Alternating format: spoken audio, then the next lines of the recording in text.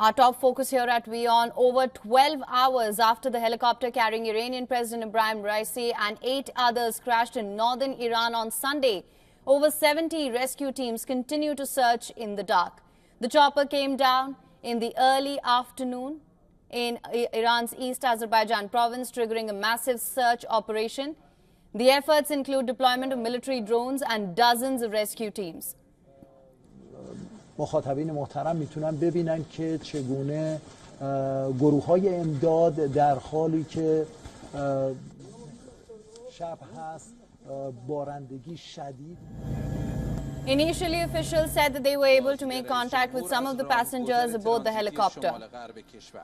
مسیری مواصلاتی به طول 107 کیلومتر که به صورت ریلی و جاده‌ای شرق به غرب آسیا را از خاک ایران به هم متصل می‌کند.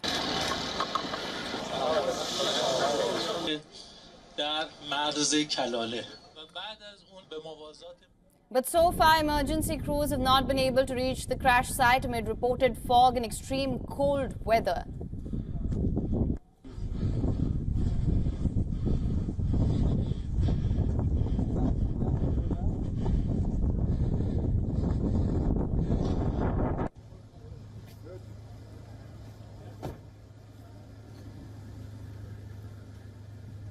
Iranian Foreign Minister Hossein Amirabdollahian was also on board. Conditions of both Raisi and Amirabdollahian remain unknown as overnight temperatures drop in the mountainous area.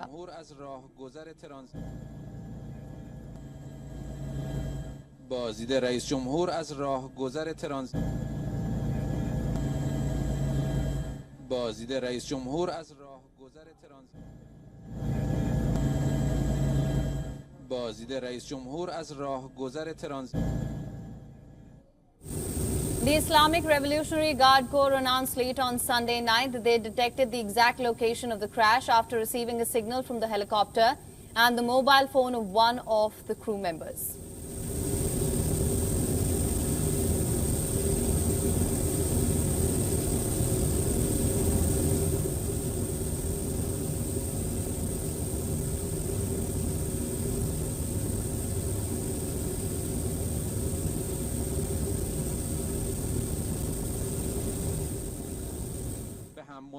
This accident occurred as Raisi and Amirabdollahian were returning after inaugurating a dam on Iran's border with Azerbaijan. There were 3 helicopters in the convoy of dignitaries, but the helicopter carrying the president lost contact, while 2 other helicopters arrived at their destinations safely.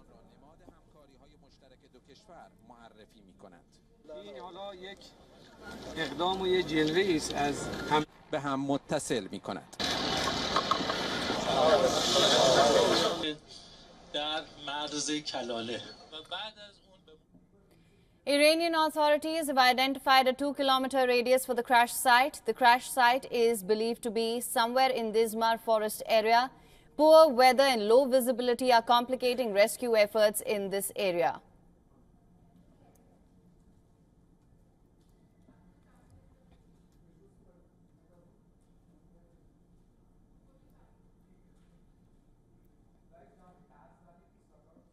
Now for more on this, we're being joined by Edward P. Joseph, Senior Fellow at the Johns Hopkins University School of Advanced International Studies and Foreign Policy Analyst, joining us from Washington, D.C. Thank you so much for joining us, sir. Good to be with you.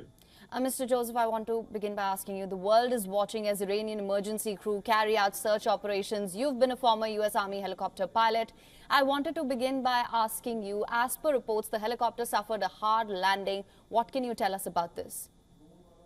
Well, that terminology can mean a lot. And of course, as of this moment, we do not know the condition of President Raisi. We do not know. He could be in relatively secure condition, but grounded on the ground after so-called hard landing. A hard landing can just mean that the aircraft came into contact in an unnatural way with the ground. It doesn't necessarily mean a catastrophic failure or that there were fatalities. So that's a very broad description. What we should keep in mind here is that in contrast to aircraft, to fixed-wing airplanes, helicopters do not want to fly. Helicopters have to be kept in equilibrium by the pilot. And they're much more complex. They're much more prey to mechanical issues. And in this case, where there's bad weather, they're much more prey to accidents. Why? Because typically helicopters fly at low level. And that means that in bad weather, a helicopter is much more likely to come into contact with a hill, a mountain, or other obstacles like power lines. And so we just don't know the condition of President Raisi. We do not know the extent of the damage to the aircraft and what they mean by a hard landing. Please. Absolutely. We are waiting on those developments, of course. From what we do know, the helicopter that crashed with the Iranian president on board was an American Bell 412. It's reportedly an older design. At one time, Iran had some 12 of such choppers. Could you tell us a little bit about this? Well, I used to fly Bell helicopters. I flew the UH-1. Bell is one of the oldest and most reliable aircraft in the American inventory. So these are aircraft that are not prey to mechanical issues, but we have to remember that helicopters are also highly maintenance intensive. So much depends on how well a helicopter is maintained, whether the replacement parts are put in a timely fashion and are high quality, and of course the pilots themselves. How good are the pilots? Presumably, an aircraft carrying the president of the country and as well as the foreign minister, you would have highly experienced pilots. But we don't know whether the avionics are up to date. That is the electronics in the aircraft that help keep it out of harm's way, that radar systems that are designed for safety in the aircraft. We have no idea of the condition of those. And again, there's an array of complications that can arise with respect to a helicopter. And I emphasize this because, of course, there will be suspicion, even if President Raisi survives and is fine along with the foreign minister, there will be suspicions of foul play. And no doubt, first among those where the suspicion will be cast, very likely, typically in Iran, is, of course, pointing the finger at Israel. Please. Right, sir. Now, of course, as you know, Iranian president was on his way back from East Azerbaijan. Weather, as you know, has complicated search and rescue efforts. There have been some inconsistencies in the reports that have been coming out as well. Considering the search operations have been on for a while, what's your assessment of the situation? Well, it speaks to the fact that this is both in a very remote location of Iran and that the weather is very bad. I've been to crash sites during the war in Bosnia-Herzegovina as a UN official. I joined the crash rescue team that found an Italian aircraft, the Italian military aircraft that was shot down, crashed.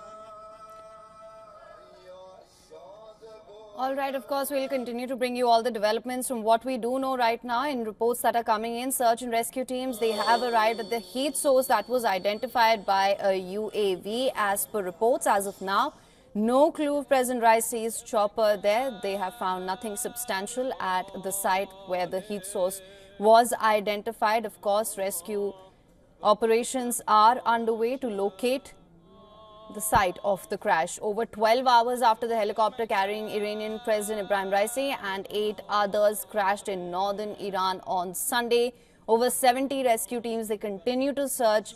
Weather conditions have further complicated efforts here. The chopper came down in early afternoon in Iran's East Azerbaijan province. It triggered a massive search operation. Of course, the efforts include deployment of military drones and dozens of rescue teams. In the information that's just come in right now, at the site of the heat source that was identified by a UAV, there has been no clue of President Raisi's chopper at that particular site. Initially, officials did say that they were able to make contact with some of the passengers aboard the helicopter, but so far emergency crews have not been able to reach the crash site amid reported fog, extreme cold weather there. Iranian Foreign Minister Hossein Amirabdollahian was also on board. Conditions of both Raisi and Abdollahian remain unknown as temperatures, as I mentioned earlier, dropped in this mountainous area. Islamic Revolutionary Guard Corps announced late on Sunday that they had detected the exact location. However, there have been some inconsistencies in the reports that have been coming out. Of course, search and rescue operations are underway. They are yet to locate the site of the crash. For latest news, download the WION app and subscribe to our YouTube channel.